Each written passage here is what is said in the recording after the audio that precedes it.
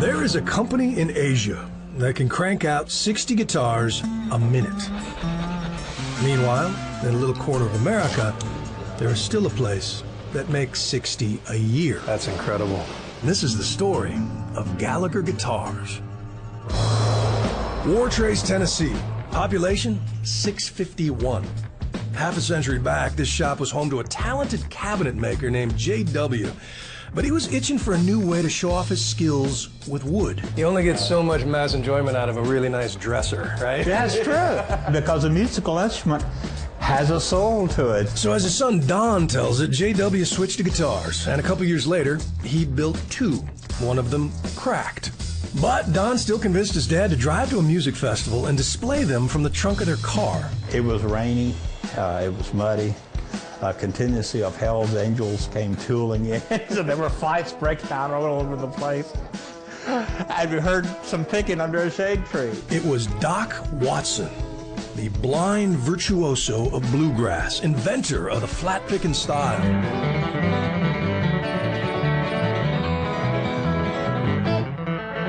J.W. screwed up his courage, walked over to the master, and offered up his rookie creation. He really liked the sound of the guitar, and Dad says, well, you know, I'm sorry, it's got a crack in it, we can't really sell it. And Doc's response was, well, shucks, son, it's the sound I'm interested in. I can't see the crack anyhow.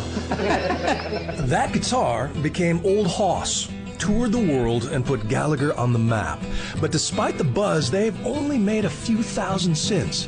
Same spot, same method. The sweat of your brow is literally in every neck. Absolutely, yeah. Sometimes blood if you sleep up. And yet their basic model sells for around $3,000, cheaper than some comparable factory guitars. Their marketing plan? Word of mouth. Their bookkeeping software? An actual book.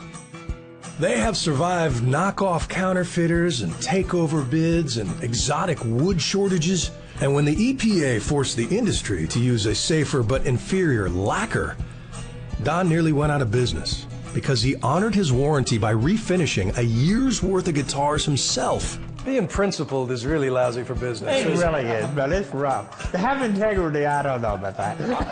But what kept you going? Why stay with this? It's just a determination. I mean, there's something about a family business, something about your name on the product that you want to make it as well as you